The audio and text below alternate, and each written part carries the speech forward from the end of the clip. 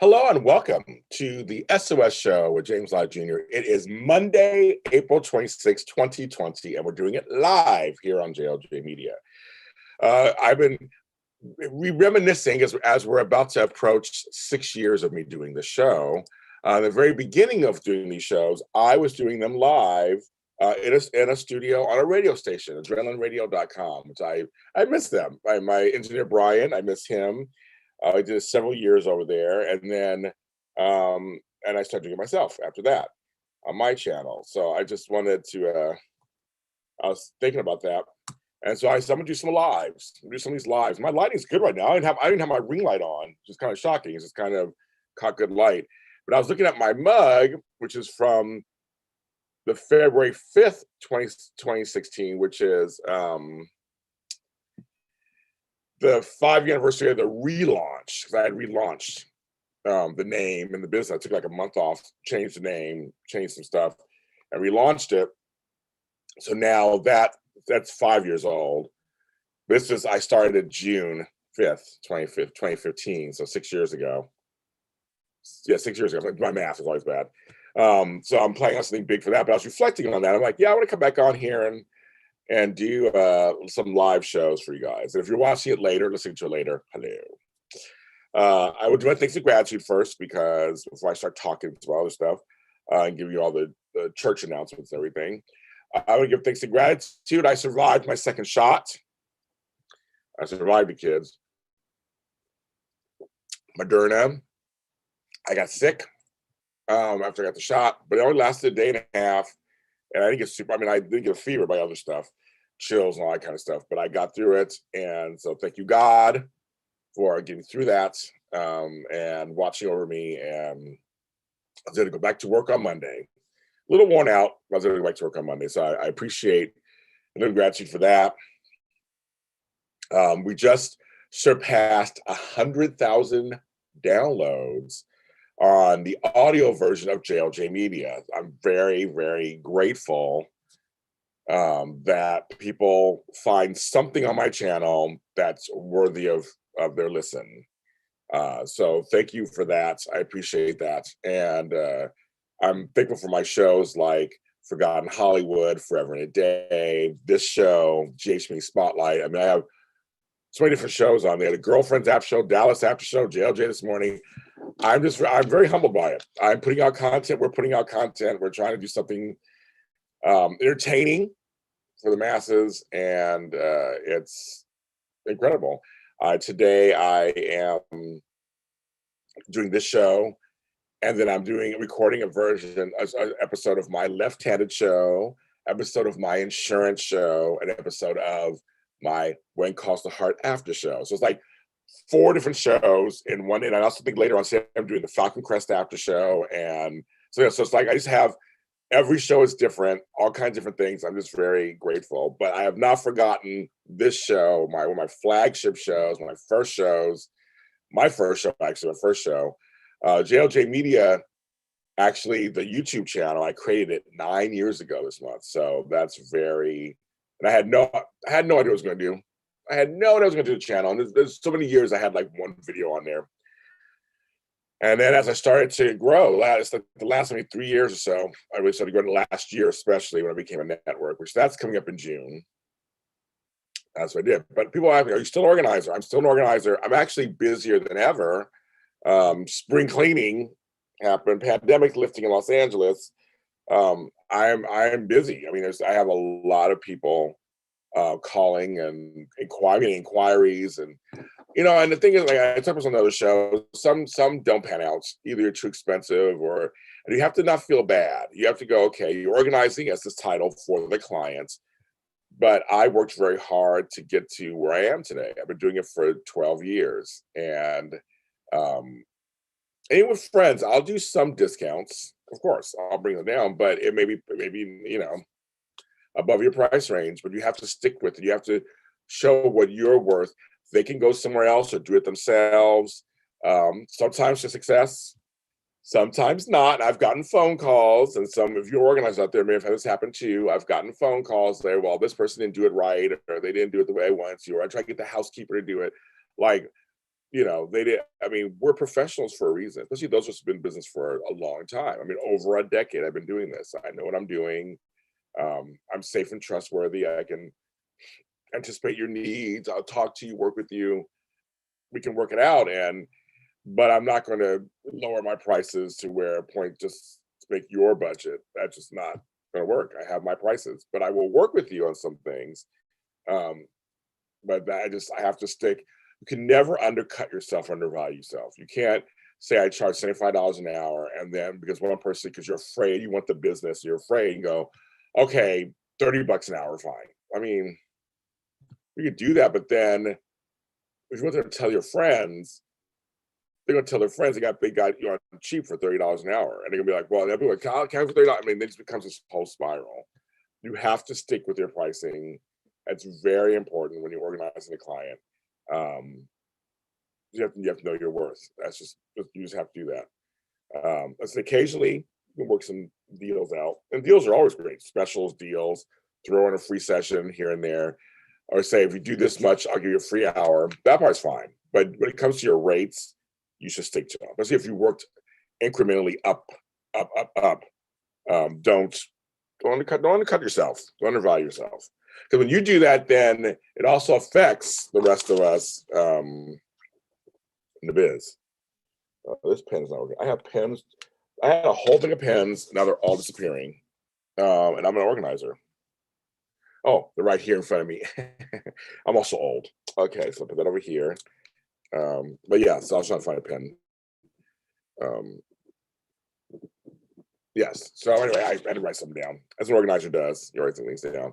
But yeah, because whatever you do reflects on the whole industry, whether you believe it or not, whether you think you're super small or big, doesn't matter. You're the organizer they see. You're the organizer that's in their frame of reference.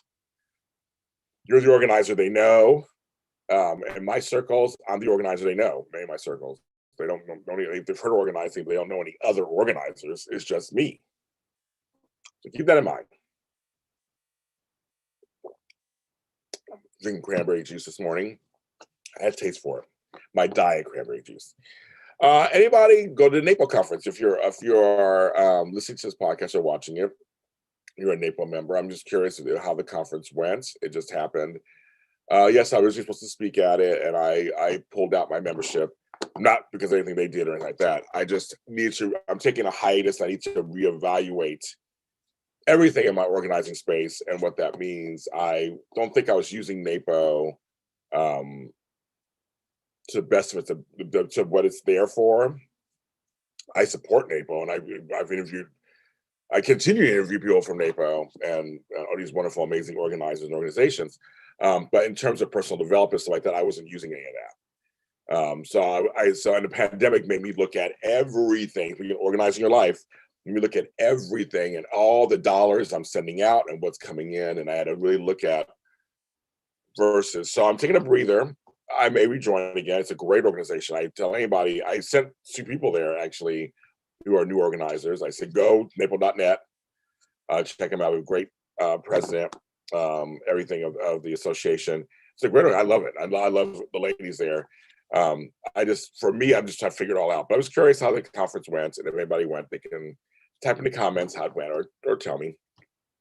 Hope it was good. I know it was a virtual conference. I saw some posts here and there. It looks really good. Virtual is the thing right now, right? As we're starting to open up a little bit, maybe next year will be a big thing. But I support NAPO still. I'm on record. I support them. NAPO.net, if you're a new organizer or an organizer who just hasn't connected with them or didn't know about them, go there, check them out. They have courses, they have networking, they have all kinds of stuff. There's chapters all over the country. So some wonderful chapters all over the country. I know many of them, and they're great. Make sure I say that. So this episode is about actual organizing for the client, because I was thinking about this the other day as I was organizing, and I was literally in someone's home and doing the organizing, and we're organizing together. And I was like, there's some things I want to share with people who are newer organizers coming into the business, especially, or people who don't realize this, or anybody who's not an organizer and just wants to organize their space. These are some things you can look at to think about as you're doing this. because organizing actually is manual labor. The actual act of organizing, you are doing labor. And as a person who's getting older, not as in shape as I used to be, um, it just, and it also depends on your height, arm length, all kinds of things that go on in there. You have to just kind of, figure it out. Um, there's some tips that actually I've been learning along the way that have really helped me not throw out my back, not hurt myself. You don't want to hurt yourself. You got to be really careful. So one thing, and there's also non-physical things too along the way that I've learned that I'm going to share with you out there and see how it goes. One is bending and lifting. There are ways to lift things. There are ways to bend down. There are ways to squat. You have to really know your body. If you have a bad back, you need to really figure out what's best for you in terms of what your limits are or what you can do in terms of moving. Because a lot of organized times you're moving stuff around, you're lifting boxes, you're lifting books. Papers get heavy too. When you have a box of papers, they are heavy. These little thin pieces of, you think they're thin pieces of paper. They're like this, whatever. But a lot of them can be really back breaking. You can hurt your shoulder, you hurt your knees. There are ways you need to look up and find out the best ways to do this. If you need to wear a back brace or a wrist brace, sometimes because you're doing typing or something, you have to really look and see, why do I need one of those? I need a back brace that will help support my back if I bend down. You see, a lot of times you squat down and you grab underneath and you lift up. Some people can do that, some people can't. If you need a hand truck or a dolly, have one handy. Seriously, bungee cords and like that. Have the supplies handy when moving something. If you need to have help, make sure you get someone who can help you. And they also, know, should I be leading it? So should I be in the back? Should I be in the front? Figure that out. Survey the land. Are there stairs? Sometimes going downstairs can be tricky. Did you have a ramp instead? Is the back door better than the front door? Like all that stuff adds to your physical well-being when you're organizing. You have to really think about all this stuff. And this is good for anybody at home who's moving around things in their house. Test the weights. Don't just always bend over fast. Take your time, squat down. Don't try to grab too many things at once. If you can't grab a lot of stuff, I have big hands, so I can grab. I can grab a lot of stuff. But maybe you can't put stuff on your arm. You try to also your arm hurts. You gotta be careful. Be really careful and organized. You don't want to hurt yourself. You don't want to strain yourself, throw your back out. Sometimes you may think, "Oh, I can get this." I do it too. I can get it, and then you realize halfway in it, I can't. Then stop. Don't be afraid to tell your client, I missed this beyond my reach. I had a client once. We were in a garage. She had a couple of heavy things. She understood. I was like, I can't do this. And she couldn't either. We had to go get help. I can't move this. Someone was getting stuff into a big bin.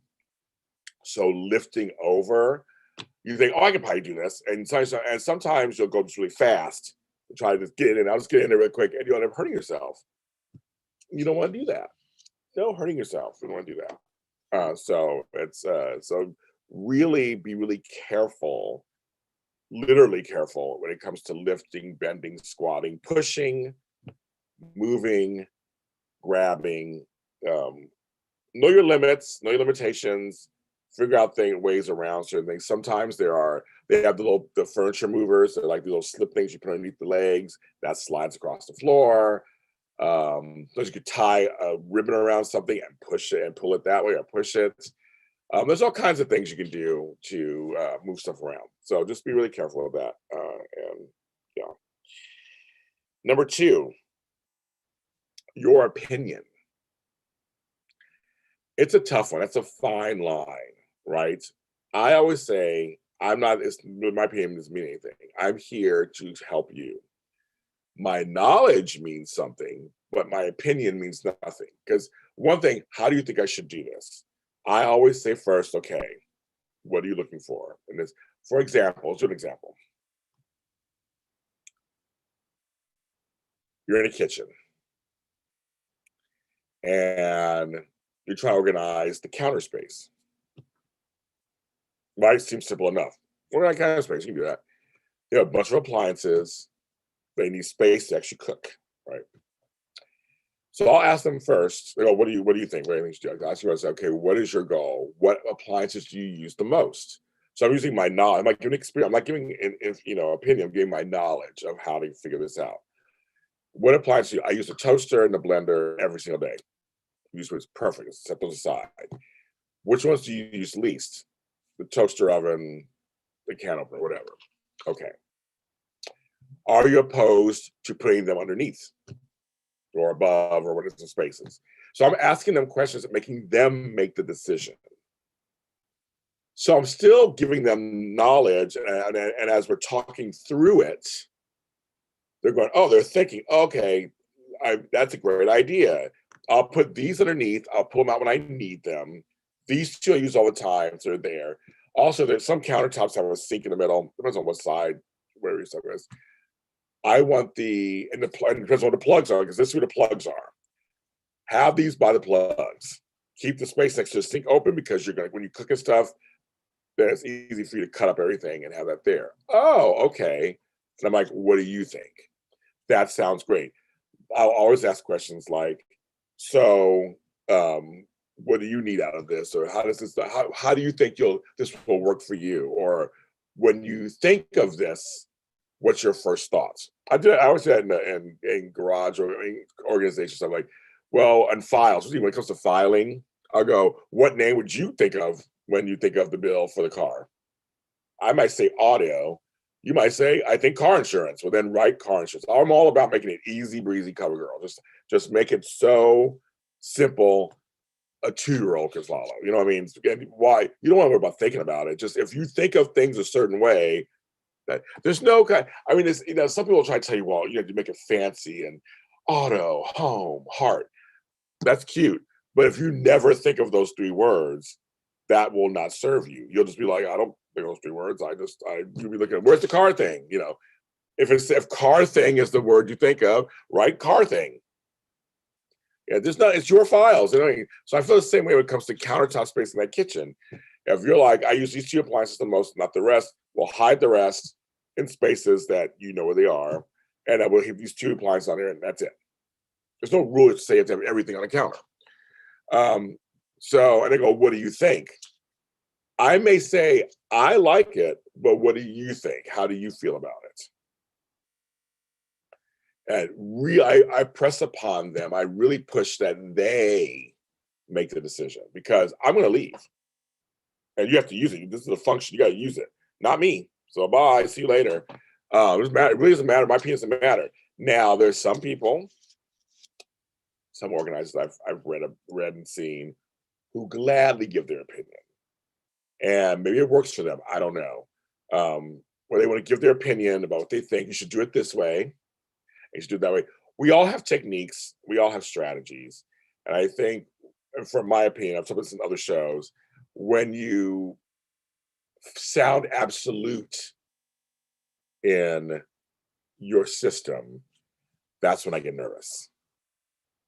Like, well, I mean, it's like everyone thinks differently. They really do. Not everyone thinks the same. Not everybody looks at things the same. To me, it's not right or wrong. I mean, I have this thing where I say, take your bad habits, make them the good ones. Some just believe shoe racks are the best. It's a shoe rack. Some like shoe boxes. Some like cubby hole things. Some like baskets. To me, it's like whatever works for you. As long as it looks organized and it works for you. If the basket works for you and you know your shoes are in there, we can place it in there nicely, make it look cute. But I'm not going to tell you that's absolutely wrong. That's the wrong thing to do. How are you going to do that? No, it's like, no. I mean, if that's something that you will find your shoes fastest that way, I'm fine with that. So I really watch when I give my opinion. I'm really watching that. Do you like it? A lot of times if they love it and say they love it and I know it's going to work for them, I'm like, yes, it is beautiful. Let's move on to the next thing. It's great. They want that second validation. They're a lot of the clients are nervous, or they're not just unsure. They have their thoughts, but they're unsure to like feel it sometimes. So they want the validation of someone, a professional, saying it's fine. Number 3, accountability. That's on both ends, on you and on me. Um, I may make a wrong decision. That happens every once in a while. I think this might work, and we set it up, and it doesn't work. Okay. Or I was a little too rough in the situation. I break something, which I'll pay for. Everybody pay for it, things like that. But there's certain things that happen. I double booked, made a mistake in time. All that stuff like that happens sometimes. It happens all the time. It's a problem. But that's my accountability. Also, the words I use, what I choose to say to a client. I'm very cautious about that too. And then for them, my accountability is: are you fully present to do this session? Now, whatever you're feeling is one thing, but I'm saying, well, are you ready to get into the session, whatever it's going to be, and you'll be ready to pay me, and all that stuff. That's my accountability. Also, you got to make sure you and the client are on the same page in terms of the generalness of this transaction. I'm here to help you organize. We're going to try to do the best we can. We're going to hold each other together with this and work it together, and to the best of our ability to make sure you have an outcome that works for you. Pacing. I've had some people go, well, we got to get this done. We got to get on. And sometimes clients are sometimes like that way too.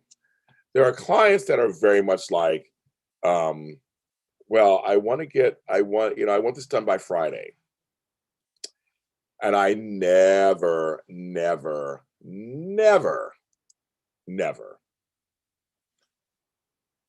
give absolutes.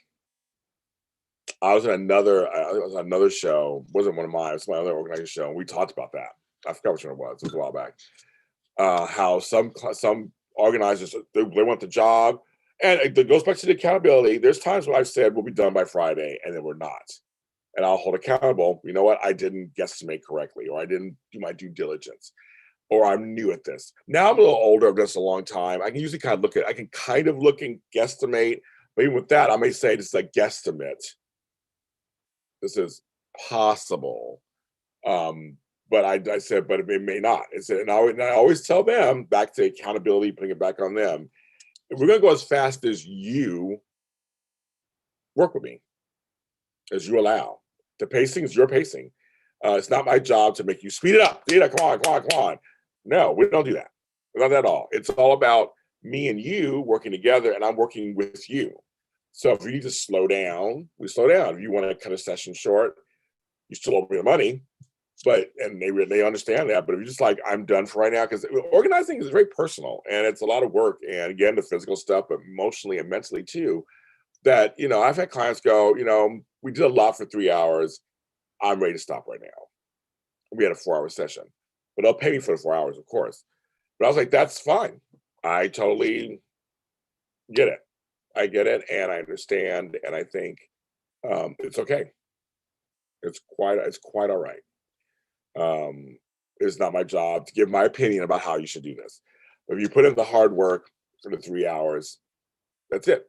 I get it. So just emotionally, wherever you're done.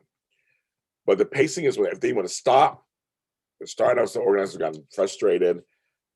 I don't. I used to when I first started. Like, I have a mission. We gotta go. Why aren't you this mission? It's an emotional choice. As long as it can be tiring, you get tired, depending on the conditions you're working in. It can be really hot in there, cold, whatever. But no, I'm just like, it's their pacing. I go as fast or slow as they want me to go. They want to slow down. If they want to go through every piece of paper in the box, seriously, they want to go in the box and look at every piece of paper, let them look at it. Okay. I'll sit there with you and you just do it. Oops, this Bill.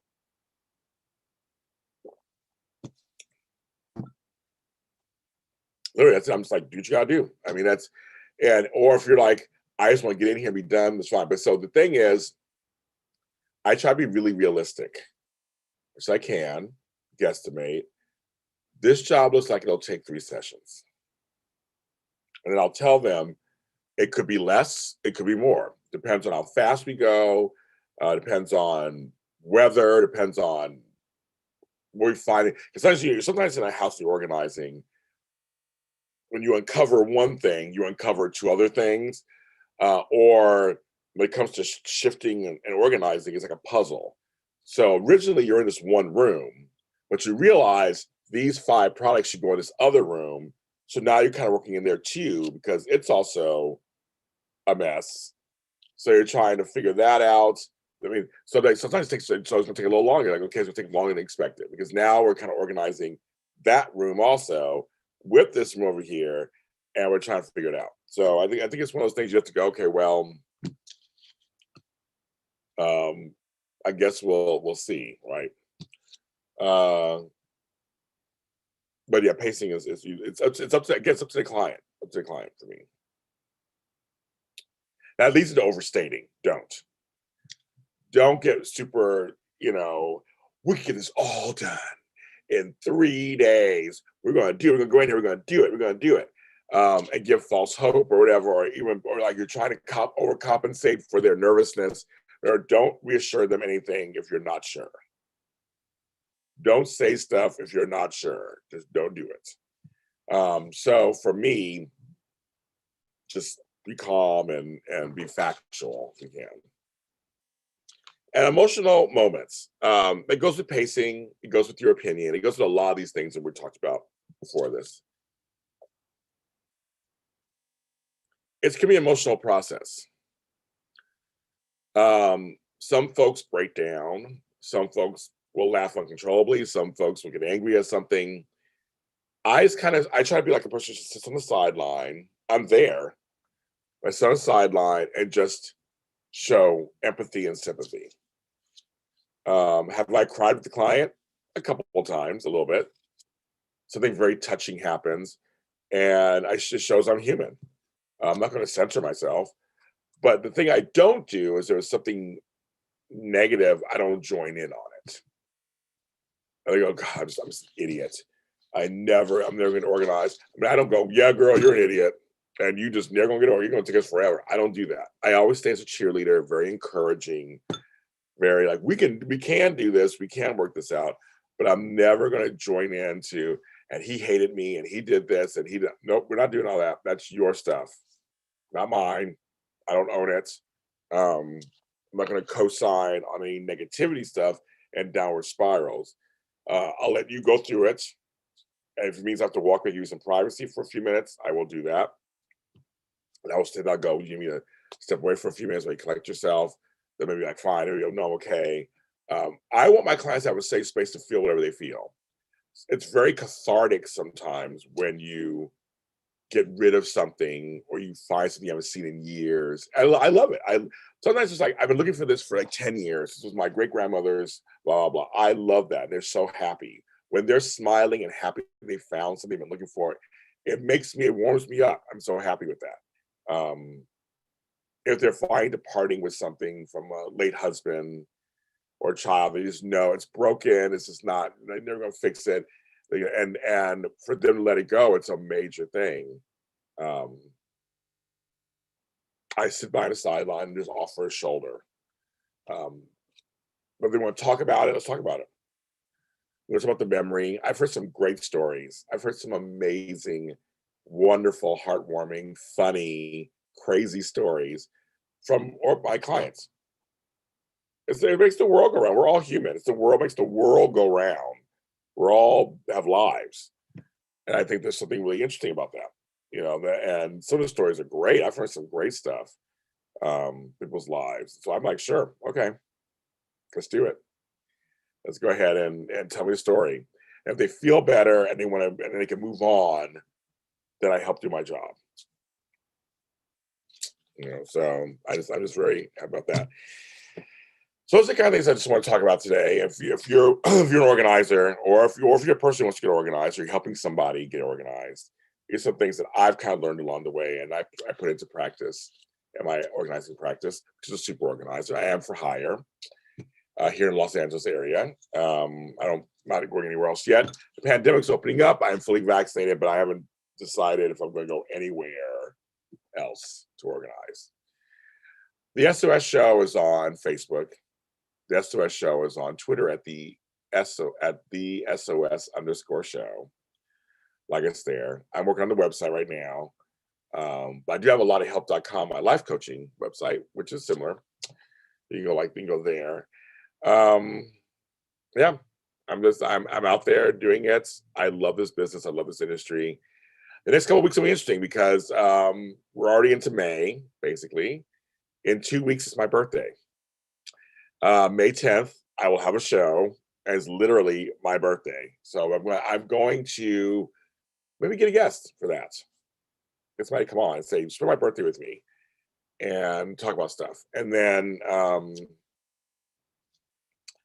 in June is our anniversary, 6 years working on that. Everyone, please get organized. Find a way to get organized. If you can't do it yourself, get a professional. There's some great ones out there who are willing to help you. Is now getting back to work. We're now kind of getting back open. Let's get these houses and apartments together, and spaces and offices, and get them all together so they work better for us.